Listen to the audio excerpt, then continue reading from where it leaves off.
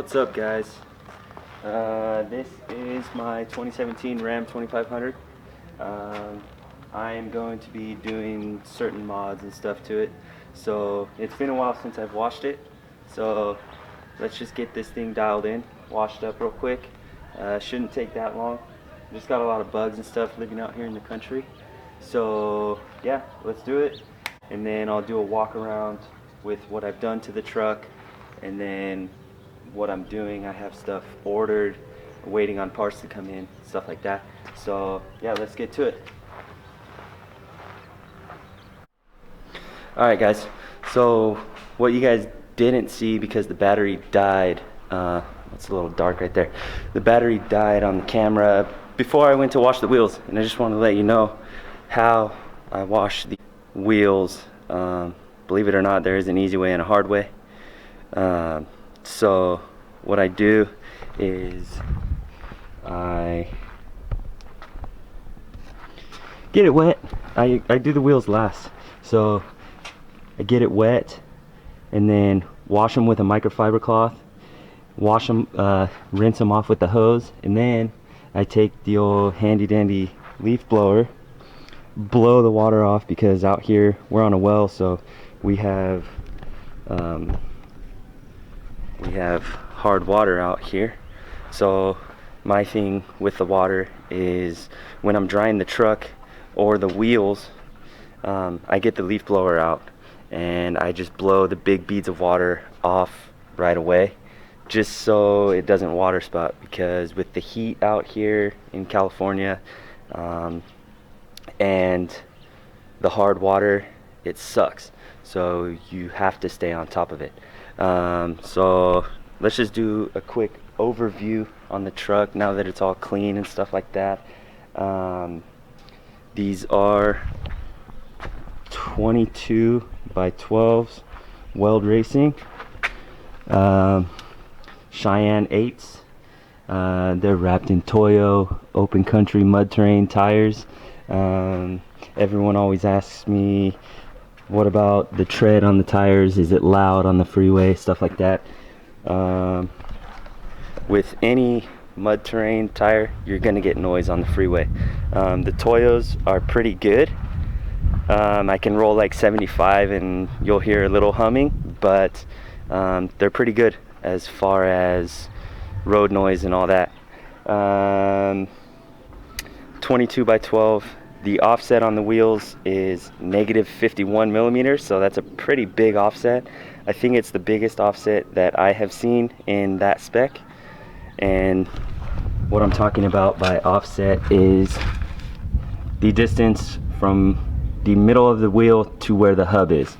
So the hub is set back 51 millimeters, and that's how we're able to get this large lip. If you see, the lip is about as big as my hand. I put the everything that I put on my truck is either CARLI, Weld Racing, Toyo. I did the CARLI leveling kit, and what that came with was the full spring in the front end. It came with 4 Fox 2.0 shocks, for the 2 for the front and then 2 for the rear. Let me see, right there. The leveling kit, I think it's awesome as far as like rideability and drivability and how smooth it is and all that. I know some people like to put it's just a cheaper way of doing it, but you put a block right here and it'll essentially do the same thing for you. The other thing I did was the CARLI sway bar in the front. That thing, I have noticed the biggest difference from putting that on. Also, it came with these big ass end links. Look at the size of those. Those are thicker than the diameter of my finger compared to what it was, which I need to upgrade these. This was what the stock end links looked like. I can't believe that they would put something like this on a 2500 or even 3500, but They come like that.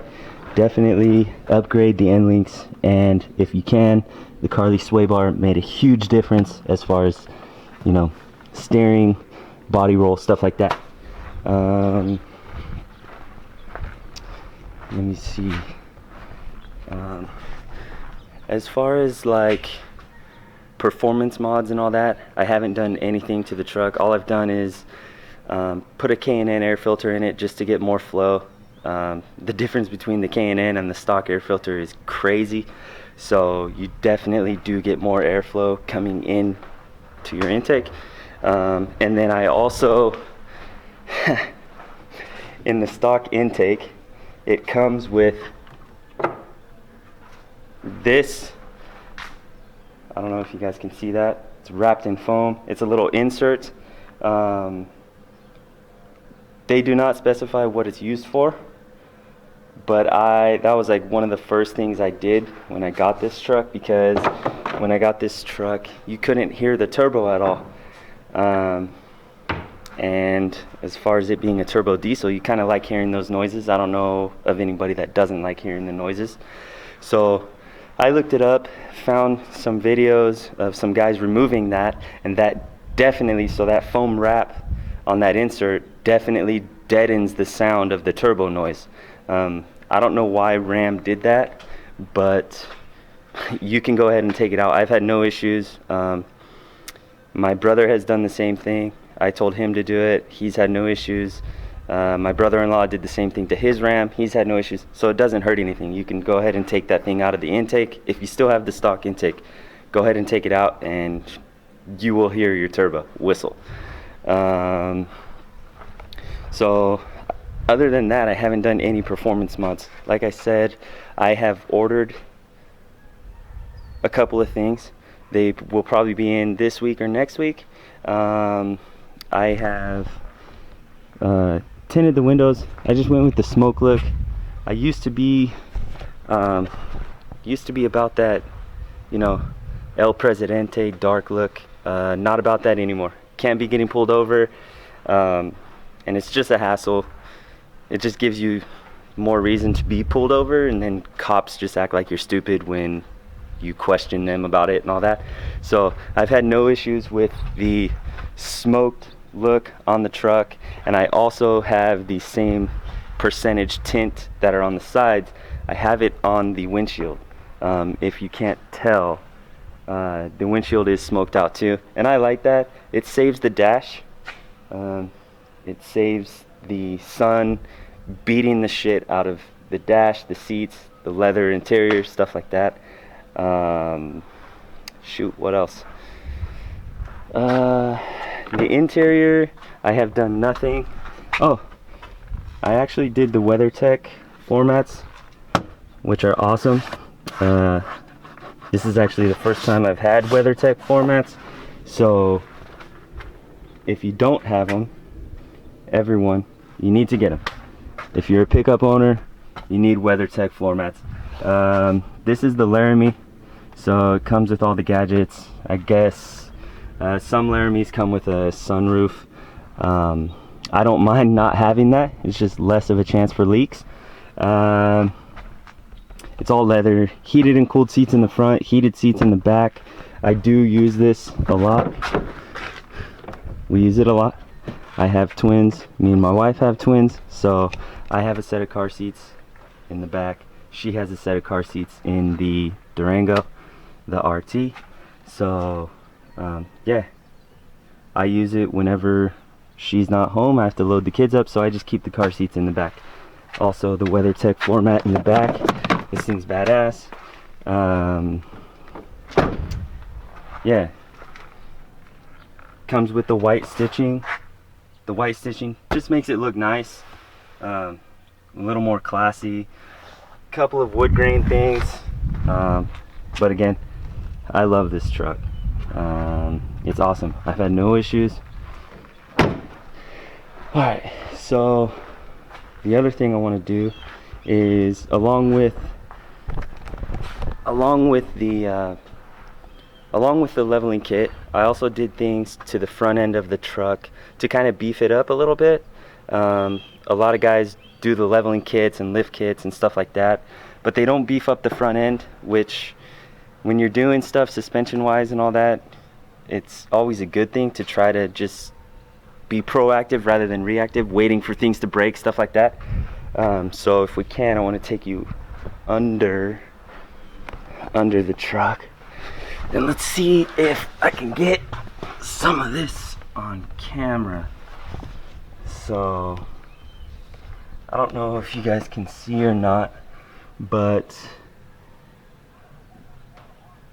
I had ordered the Synergy Manufacturing steering box brace, and this is for this is a good idea for Dodge owners or Ram owners, because back in the day when they used to they had a bad problem with death wobble, so this takes care of that. I have had no issues as far as death wobble or anything like that. I also went with the CARLI steering stabilizers, the dual steering. So I have one right here. This is their high mount steering stabilizer, and the point of that is just to be out of the way of getting damaged and stuff like that. And then the other stabilizer is down here. So this one prevents the steering from going one way, that one prevents it from going the other way. The other thing that I did was the adjustable track bar. When you level your truck or lift it, anything like that, it is going to push the axle, I forget which way it is, I think it's towards the passenger side. So with that track bar, it's adjustable and it pulls the axle back, and that's how you get kind of like crab walking, or I don't know, whatever they call it with these straight axle trucks. People who lift them and don't put adjustable track bars, stuff like that, you will get crab walking, and you'll notice that on the freeway. And then, oh, here is that CARLI sway bar, or anti-sway bar, whatever you want to call it. It runs right here, and the steering box brace has a nice little cutout, so the sway bar runs right through it. And that's about it. One thing for some Ram owners, this is a part of the steering. It's hooked up to the pitman arm. You always want to check these nuts. I get under my truck at least once a month just to check these, because they have came loose on me, and you all of a sudden will have a whole bunch of play in your steering. This hasn't came loose in a while, but what I had to do was I had to get some pipe wrenches and crank down on that and tighten it. And since I did that, it hasn't came loose. But that is that's a pretty scary feeling when you catch that. I caught it right when I had the shop who installed all the stuff. I had a shop install everything. I could have done it myself, but it was hard finding time, so I just had a shop do it. I caught it after they installed everything. Luckily, I brought it home, and I was just under there doing maintenance and checked that. That was super loose.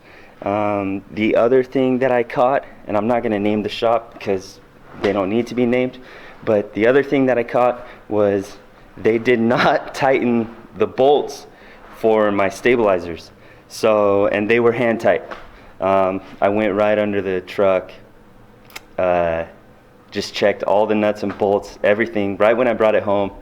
And the alignment was all messed up, but the cool thing about straight axle is you can pretty much align it yourself. I aligned it. My steering wheel is straight. I can let go of my steering wheel doing 70 miles an hour, and my truck just drives on a line. So I did have alignment issues when I brought it back home, but I was able to fix that myself. And I could show you guys how to do that in a video later on. It's super easy with these straight axle trucks, just because you don't have to worry about camber and all that. Like I said, I do have parts coming in this week, next week, and I'm super excited about it because most of these parts, I have never seen people put them on a 2017, 2018 Ram. So I kind of want to do it, put a video out there just so if people have questions or anything like that, they can look at my video, see what I did, see how it worked.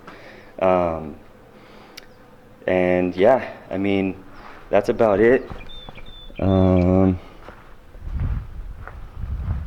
Like I said, this is kind of going to be like a build series.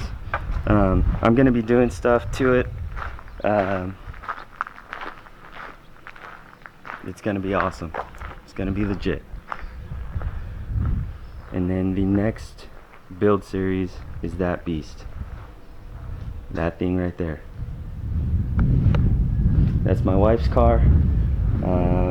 If she lets me, I want to I want to do a lot of stuff to her car. I'm excited about working on her car. I've already done a couple things, but I'll make videos and update you guys on that. As long as she lets me, I want to lower it, put wheels and tires on it, put a different hood on it, put a cold air intake, put some exhaust, just the normal things. But I think these Durangos, especially the V8s, they sound super good when you put an intake and exhaust on them, and they look super good when you lower them, put some wheels and tires on them, get a little bit of offset on the wheels, and they just look badass. That thing has also not given us any problems at all. My wife drives it every day. The kids are in it all the time. It's all-wheel drive. That's the cool thing about that car, is it's, in my opinion, I think it's safe. This brake light, this is like one of my favorite parts of this car, is this brake light. So at night, this brake light is bright as hell. So even when you're not stepping on the brakes, this whole piece right here, it lights up at night. And then this is the actual brake light when you hit the brakes. But this whole piece is lit up at all times. It's the running light, and it is super bright when you're parked behind the car. You can barely look at the light, so it's cool. Lets you know that the car is there.